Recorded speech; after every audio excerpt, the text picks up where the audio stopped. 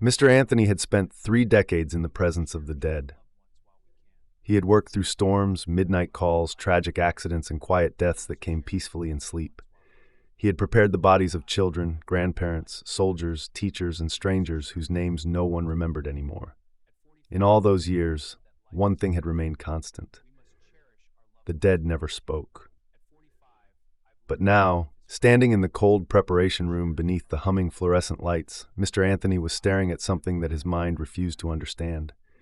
The woman's eyes were open, not wide, not dramatically, just slightly, but unmistakably open, and they were looking directly at him. Mr. Anthony's breathing slowed as his mind searched desperately for a rational explanation. Bodies sometimes shifted after death. Muscles could contract.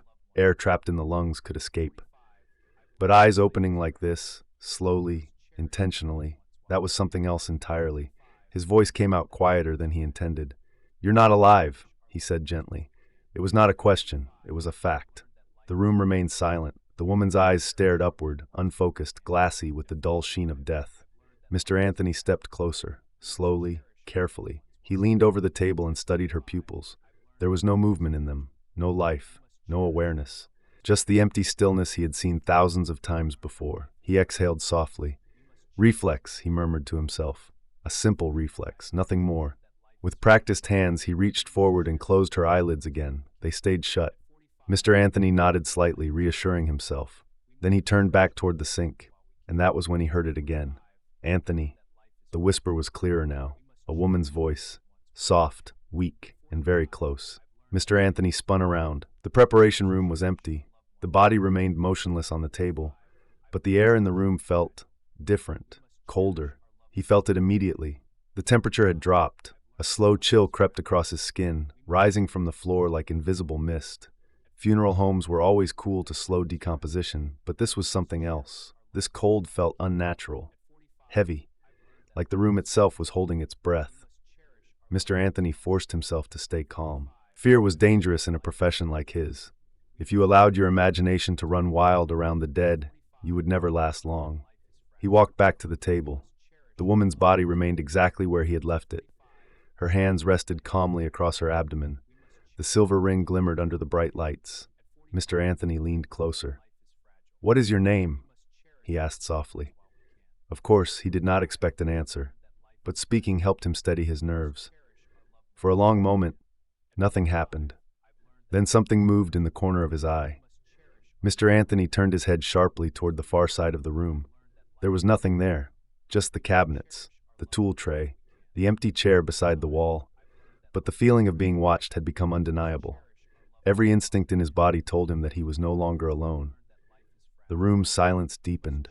Then, tap. The metallic sound echoed sharply through the room. Mr. Anthony looked down. The woman's hand had shifted again. The silver ring touched the table. Tap, tap, tap. This time the movement was not subtle. Her finger was moving, slowly, deliberately. Mr. Anthony stepped back. His voice was barely a whisper. "That's impossible." The tapping stopped. The room became silent again. For several seconds, nothing moved. Then the lights flickered. Once, twice, and in that brief flicker of darkness, Mr. Anthony saw something standing in the corner of the room. A shape. Tall, thin, barely visible against the shadows. He stared. The shape did not move. It stood perfectly still near the cabinets. A darker shadow inside the room's dim corners. Mr. Anthony's heart pounded slowly in his chest. "Who's there?" he asked. No answer came, but the cold intensified. The air felt heavier now, as if something unseen had entered the room.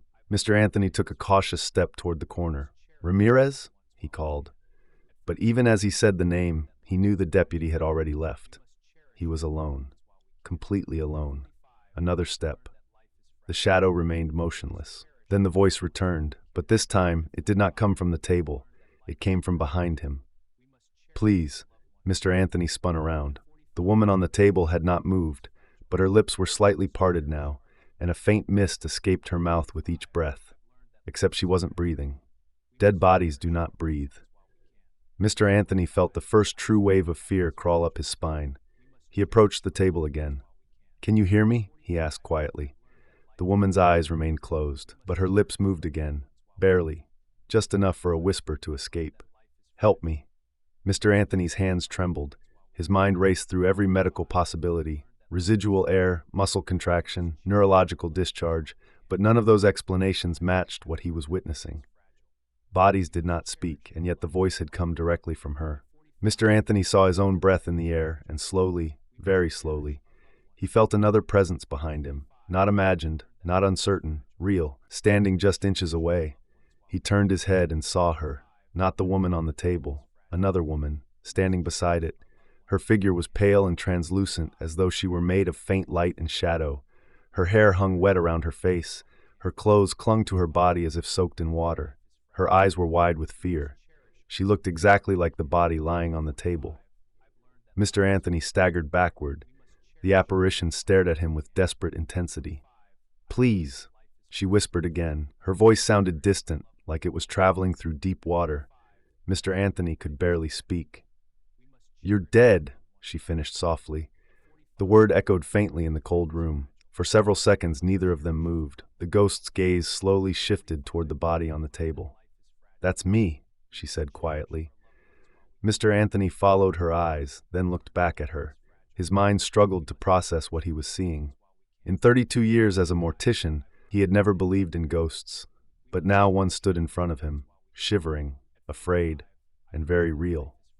The woman looked back at him. "There's something else here," she whispered. Mr. Anthony frowned. "What do you mean?" Her expression darkened. "Something that followed me." The lights flickered again, this time much harder.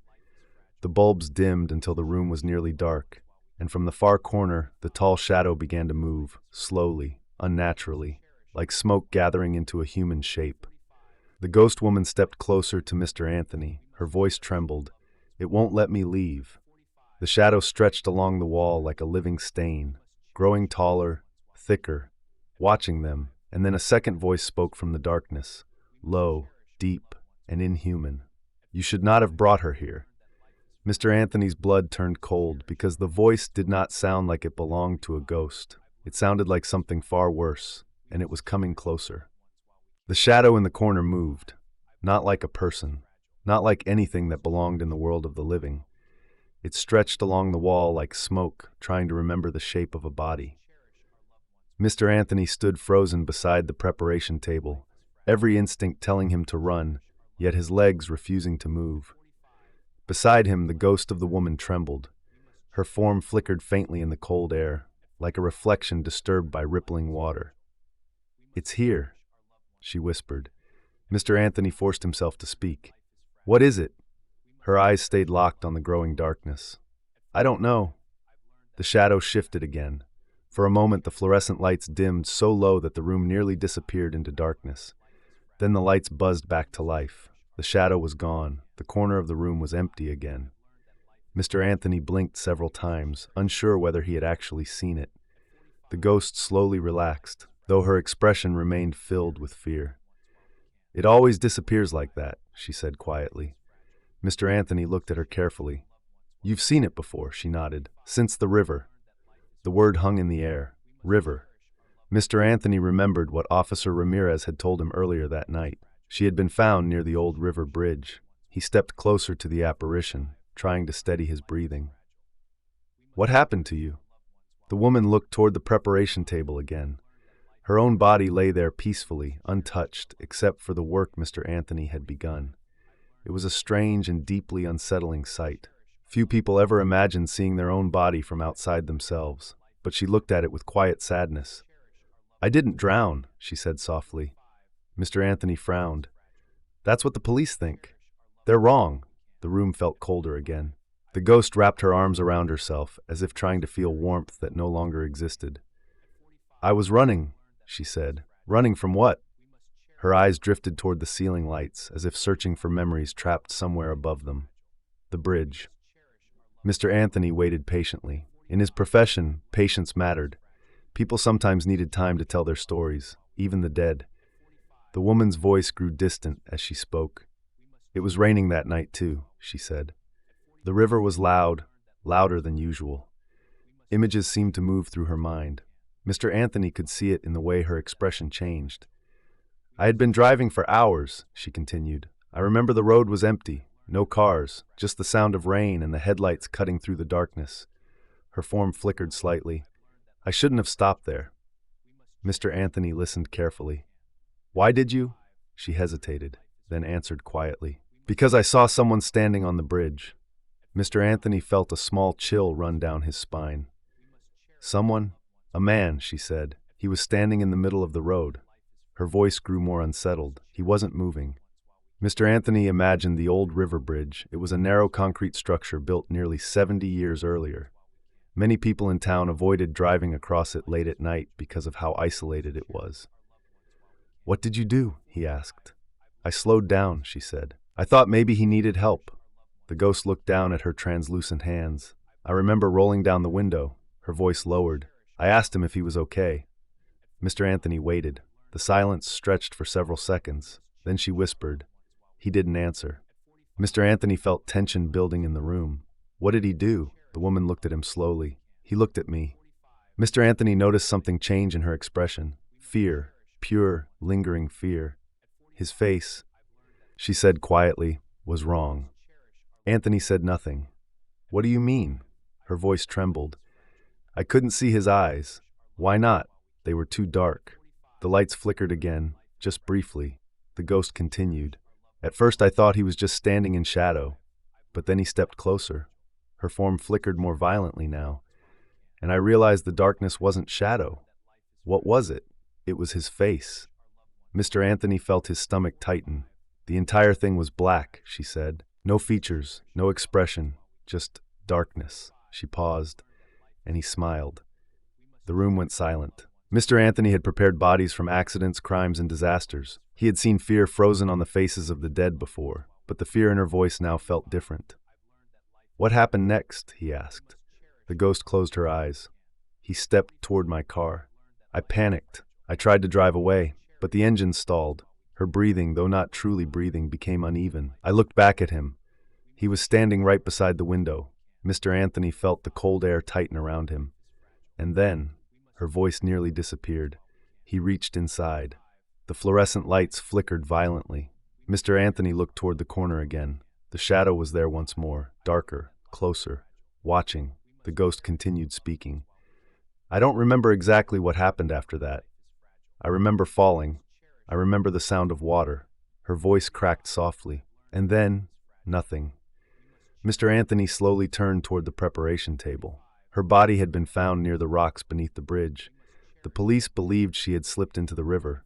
But if her story was true, someone or something had caused it. Mr. Anthony looked back at the ghost. What is that thing? He asked quietly. Her eyes moved toward the shadow again. I think it followed me. The shadow stretched slightly along the wall. Its shape began to grow taller, almost human. Almost. Mr. Anthony spoke again. Why would it follow you? The ghost's expression darkened. I don't think it followed me. Mr. Anthony felt a deep unease settle in his chest. What do you mean? She looked directly into his eyes. I think it came with me. The room temperature dropped again. A slow frost began forming along the metal edges of the preparation table, and the shadow moved. This time it did not disappear. It stepped forward, not walking, sliding, like darkness spilling across the floor. Mr. Anthony took a step back. The ghost grabbed his arm instinctively. Though her hand felt like cold mist, the gesture carried desperate urgency. It's getting stronger, she whispered. Why? Her voice trembled. Because I'm still here. Mr. Anthony understood immediately. The spirit had not crossed over. She was trapped. And whatever that shadow was, it wanted her to stay that way. The lights flickered again, and the shadow spoke. Its voice sounded deeper now, almost pleased. She remembers. Mr. Anthony's blood ran cold, because the voice was no longer coming from the corner. It was coming from behind him. And when he turned, the shadow was standing beside the table, right next to the woman's body, watching them both. The shadow stood beside the preparation table. It had no clear shape, yet somehow it resembled a tall human figure. Darkness gathered around it like smoke clinging to invisible bones. The fluorescent lights above flickered violently, buzzing as if struggling to stay alive. Mr. Anthony did not move. Every instinct in his body screamed that this thing did not belong in the world of the living. Beside him, the ghost of the woman tightened her grip on his arm. Her voice was barely audible. It's closer. Mr. Anthony swallowed slowly. The shadow leaned forward slightly, hovering over the body on the metal table. For a moment, it seemed to examine the corpse with quiet curiosity. Then the low voice returned. "You shouldn't interfere." The sound was wrong, not just deep or threatening. It felt ancient, like something that had spoken long before human voices existed. Mr. Anthony forced himself to stand straighter. "What are you?" he asked. The shadow tilted its head slightly, a strange gesture for something without a visible face. "You already know." Mr. Anthony felt a cold weight settle in his chest, because somewhere deep inside his memory something stirred, a memory he had buried long ago. The ghost beside him spoke urgently. "Don't listen to it." But the shadow continued. "You've seen me before." Mr. Anthony shook his head. "No." The darkness seemed to expand slightly. "You were younger then." The words slid through the room like oil. "You didn't understand." Mr. Anthony's heartbeat began to rise, because the voice was not entirely unfamiliar. It carried a faint echo of something he had heard many years ago, something from a night he had tried very hard to forget. The shadow lifted one long arm of darkness and pointed slowly toward the hallway door. "Do you remember the river?" The room suddenly felt even colder. Mr. Anthony's breath fogged in the air. Behind his eyes, memories began to move. Rain, headlights, the old bridge. His voice came out quietly. "That was a long time ago." The shadow's voice softened, but not forgotten. The ghost looked at Mr. Anthony in confusion. "You've been there before?" Mr. Anthony did not answer immediately. His gaze drifted toward the far wall of the preparation room where an old framed photograph hung. It showed the funeral home from decades earlier. A younger Mr. Anthony stood beside his mentor, Harold Bennett, smiling proudly on the day he had officially joined the profession. But that photograph had been taken only a few weeks after something else had happened. Something terrible. Mr. Anthony closed his eyes briefly, and the memory returned. 34 years earlier. Mr. Anthony had been only 22 years old. Back then he was still an apprentice, learning the careful science and quiet rituals of mortuary work under Harold Bennett's watchful guidance. Life had been simpler then. He was newly married. His wife, Maria, had believed deeply in his gentle nature. She used to say that the reason he had chosen this profession was because he cared about people too much to abandon them, even after death. Mr. Anthony had laughed when she said that, but perhaps she had been right. One evening, long after sunset, he had been driving home from the funeral home after a particularly exhausting day. The rain had been falling heavily that night. The roads were empty. As he approached the old river bridge, something strange caught his attention. A car sat parked along the side of the road. Its headlights were still on. The driver's door was open. Mr. Anthony slowed his vehicle. He pulled over and stepped out into the rain. At first he thought someone might have had an accident, but the car was undamaged, the engine was still running, and there was no driver. Mr. Anthony called out into the darkness. The river roared loudly beneath the bridge. Rainwater dripped steadily from the metal guardrails. Then he heard something, a faint splash below. He walked carefully to the edge of the bridge and looked down. The river moved violently through the rocks beneath, but something floated near the shoreline. A shape, human. Mr. Anthony climbed down the embankment, slipping on the wet rocks as he rushed toward the water. When he reached the edge, he realized it was a man. The body lay half submerged along the riverbank. The man's face was pale and still. Mr. Anthony knelt beside him, checking for a pulse. Nothing. He had been dead for several minutes already. Mr. Anthony stood there in the rain, breathing heavily. He had seen death before during his apprenticeship, but finding a body alone in the dark was different. It felt unsettling. He pulled out his phone to call the authorities, but as he turned back toward the bridge, he saw someone standing above him, a tall figure watching from the railing. Mr. Anthony raised his hand. "Hey!" The figure did not move. Rain blurred the man's features, but something about his posture felt strange. Mr. Anthony called again. "Did you see what happened?" The figure leaned slightly over the railing. For a brief moment, lightning flashed across the sky, and in that flash of white light, Mr. Anthony saw the man's face, or rather, the place where a face should have been. Dark, empty, featureless. Mr. Anthony staggered back. Then the lightning vanished. The bridge returned to darkness, and the figure was gone. When the police arrived later that night, They assumed the man in the river had fallen accidentally. No witnesses, no signs of struggle, just another tragic death. Mr. Anthony had never mentioned the figure on the bridge, because he wasn't sure he had really seen it.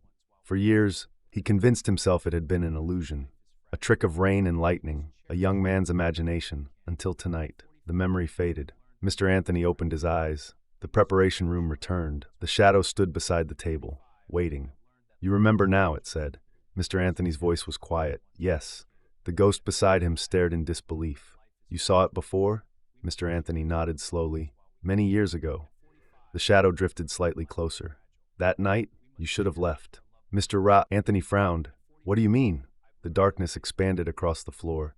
"You touched what was mine." Mr. Anthony felt his chest tighten. "The man in the river?" The shadow responded calmly. "Yes." The ghost's voice trembled. "You killed him." The shadow laughed softly. The sound echoed like distant thunder. "I don't kill. People come to the river. They fall. They drown. They disappear." Mr. Anthony stared at the entity. "You wait for them." The shadow tilted its head again. "And sometimes they escape."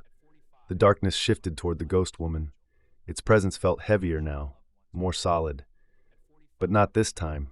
The ghost stepped back, fear flooding her pale features. Mr. Anthony moved slightly in front of her. "You can't have her." The shadow seemed amused. "You misunderstand." Its voice deepened. "She already belongs to the river." The fluorescent lights above exploded in a sudden burst of sparks. The preparation room plunged into darkness. And somewhere inside that darkness, the shadow began to move. Darkness swallowed the preparation room. For several seconds, there was no light at all. The fluorescent bulbs that had illuminated the stainless steel tables and polished instruments for decades had burst in a violent shower of sparks. Now only the faint gray glow of rain-filtered moonlight seeped through the high window near the ceiling. Mr. Anthony stood perfectly still. Beside him, the ghost woman trembled like a fragile reflection in water. And somewhere in the darkness, something moved. Not footsteps, not breathing, just the slow, shifting presence of something ancient and patient. Mr. Anthony's voice was low. "Stay behind me." The ghost shook her head weakly. "You can't stop it." Mr. Anthony did not answer. For 32 years he had worked among the dead. He had studied anatomy, biology, the delicate science of preserving the human body after life had left it. But nothing in his training had prepared him for this moment. Still, something else had prepared him. Experience. A mortician's life forced a person to confront truths most people avoided. He understood something that many living people never accepted. Death was not an enemy, it was a passage. And whatever that shadow was, it was trying to block that passage. From the far corner of the room, the voice returned, calm, confident. "You cannot protect her." Anthony stared into the darkness. "Why do you want her?" The shadow answered slowly, "Because she crossed the river." Mr. Anthony felt the meaning settle heavily in his chest. Across many cultures and mythologies, rivers had long symbolized the boundary between life and death. A crossing, a threshold. The ghost whispered softly behind him. "I was supposed to die there." Mr. Anthony nodded slowly. "Yes," the shadow continued, "the river feeds me." Its voice seemed to come from every direction at once. Fear, panic, the final breath before drowning. The air in the room grew colder. But sometimes, someone interferes. Mr. Anthony knew what it meant. He had done exactly that once before, 34 years earlier. He had removed a body from the riverbank before the darkness could claim whatever it wanted from it. The shadow's voice grew quieter. "You delayed what belonged to me." Mr. Anthony stood his ground. "And now you followed her here." "Yes." The room remained silent for a moment. Then the ghost woman spoke again. "What happens to me if it takes me?" The shadow answered without hesitation. "You remain."